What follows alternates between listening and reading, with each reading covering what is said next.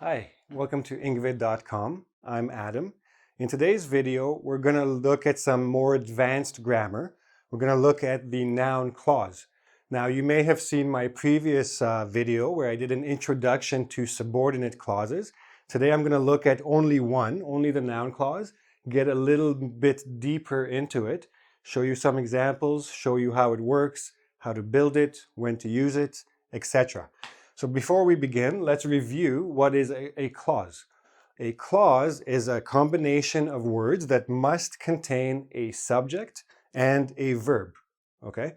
Now, every sentence has at least one independent clause. The noun clause is a dependent clause, okay? I'm going to write that here. It's a dependent. What that means is that this clause cannot be a sentence by itself. It is always part of a sentence that contains an independent clause, but the noun clause can be part of the independent clause, and we're going to see that in a moment. But before we do that, we also have to look at the conjunctions, okay? So these are the words, the conjunctions are the words that join the noun clause to its independent clause, or that begin the noun clause, okay? And again, we're going to look at examples. So these are the ones you need to know. That, which, who, whom, whose, what, if, whether, when, where, how, why, and then whom, whoever, whomever, whenever, wherever, whatever, whichever. These can all be conjunctions. Now, you have to be careful with a few of them. Some of these can also be conjunctions to adjective clauses, which will be a different video lesson entirely. And you also have to remember that this clause in particular, that, is quite often removed. Means it's understood to be there, it's implied, but we don't actually have to write it or say it when we're using the noun clause. And again, we're going to look at examples of that. Another thing to remember is that only some of these can be both the conjunction, the thing that starts the clause, and the subject of the clause. So for example, which can be the subject, who can be the subject, whom is always an object, never a subject, and what can be the subject. Who, whoever, whatever, whichever can also be subjects. So I'm going to put an S for these, okay? So it's very important to remember these because sometimes you have to recognize that it is both the conjunction and the clause and recognize it as a noun clause. Now, of course, it'll be much easier to understand all this when we see actual examples. So let's do that. Okay, so now we're going to look at when to use the noun clause and how to use the noun clause. So noun clauses have basically 4 uses, okay? Or actually 5, but one of them is similar. First of all, we're going to look at it as the subject. So a noun clause can be the subject of a clause, of an independent clause. So let's look at this example. What she wore to the party really turned some heads. So what is the noun clause? What she wore to the party. Okay, so here's our conjunction. Here's our subject. And here's our verb. Okay? And then here's another verb. Now, remember, in every sentence, you're going to have one tense verb will have one subject that corresponds to it. Here I have 2 tense verbs, which means I need 2 subjects. So the subject for wore is she. The subject for turned is the entire clause. This is the noun clause subject to this verb. Okay? Turned what? Some heads. And here we have the object of the whole sentence. So this sentence is essentially SVO. So we have an independent clause, but the subject of the independent clause is a noun clause.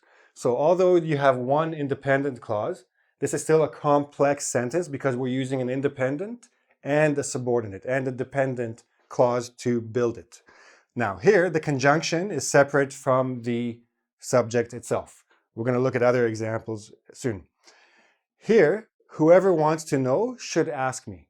So if you're not sure about what's going on with clauses, a good hint, a good way to understand any sentence is to first of all identify the verbs. Now, it doesn't mean you identify all the verbs. identify all the tense verbs.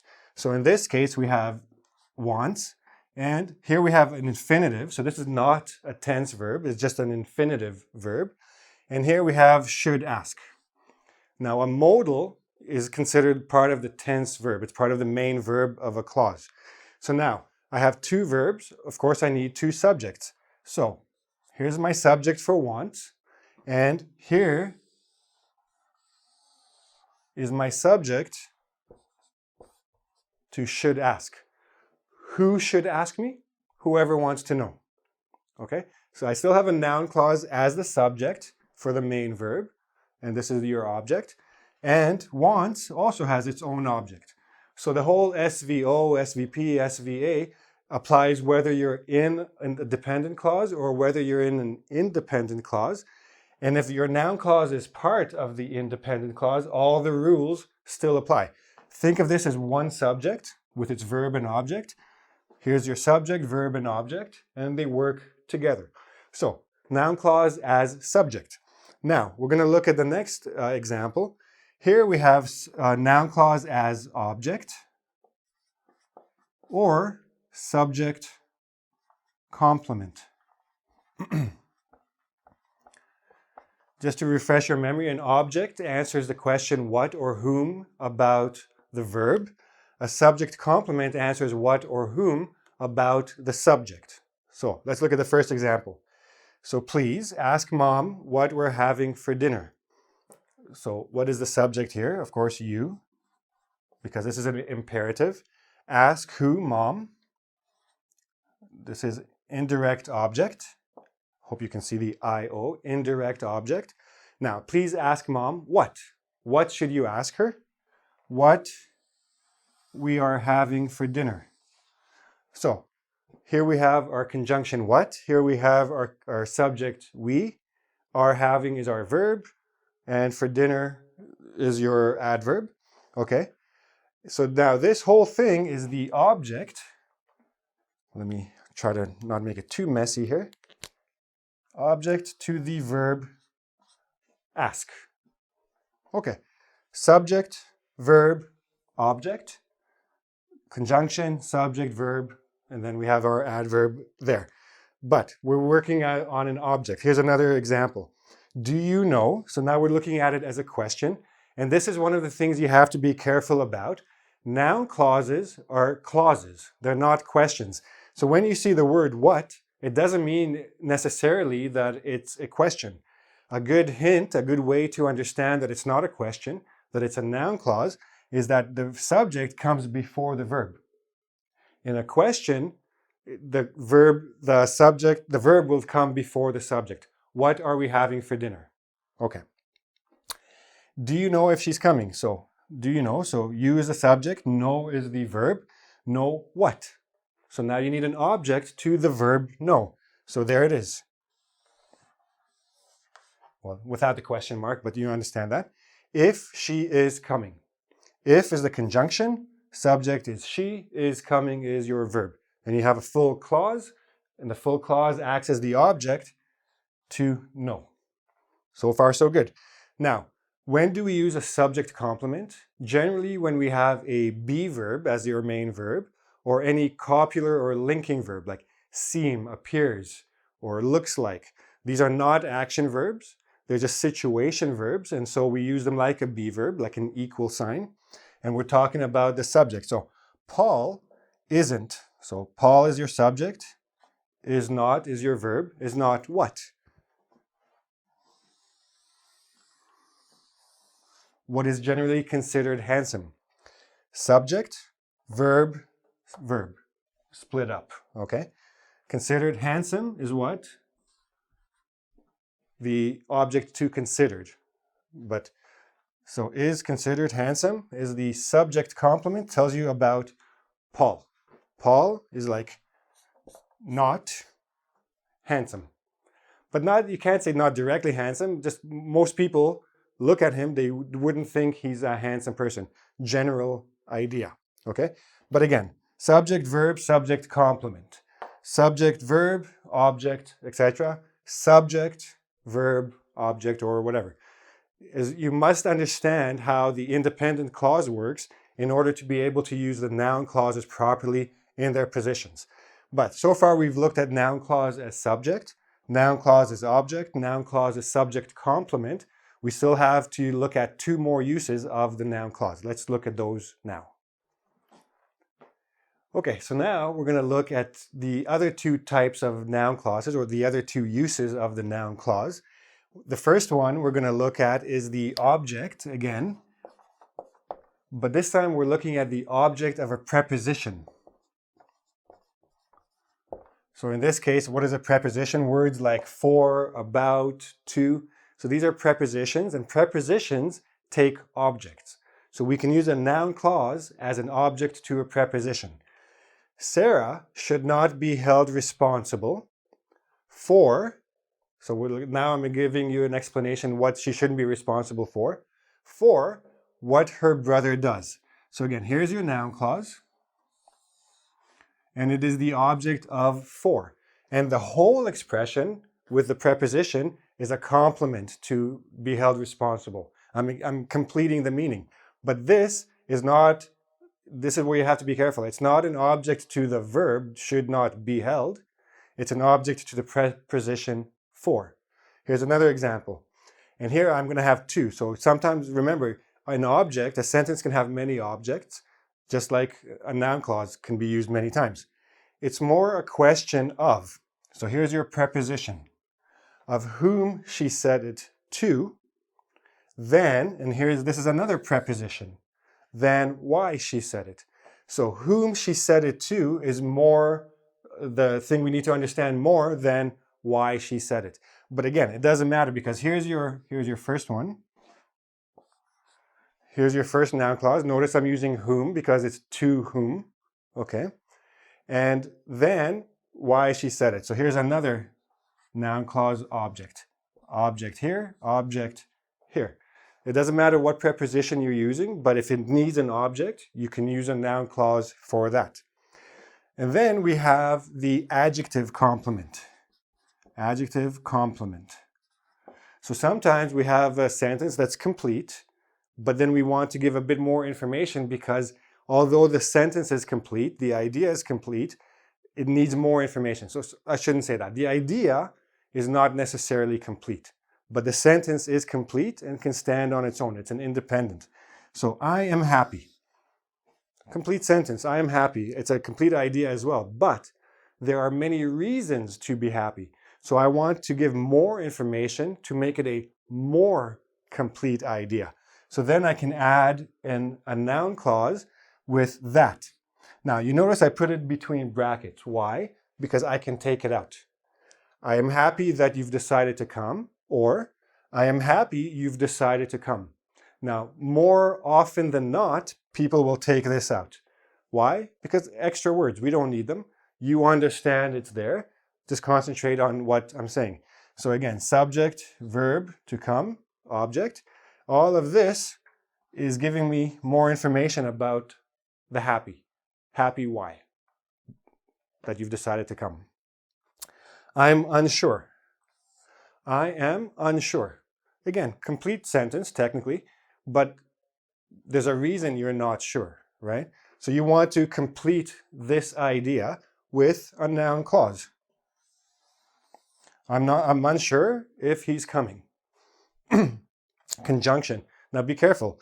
If is also an adverb conjunction, but this is not an adverb situation. This is a noun clause conjunction, subject, verb, that's it. Complete clause. Now, one last thing I want to mention. Remember I said a noun clause can be a subject, it can be an object. So you can have a sentence that the subject is a noun clause and the object is a noun clause. So it looks very complicated, but it's not. That she might be right. This is your noun clause subject. Is your main verb. What frightens me.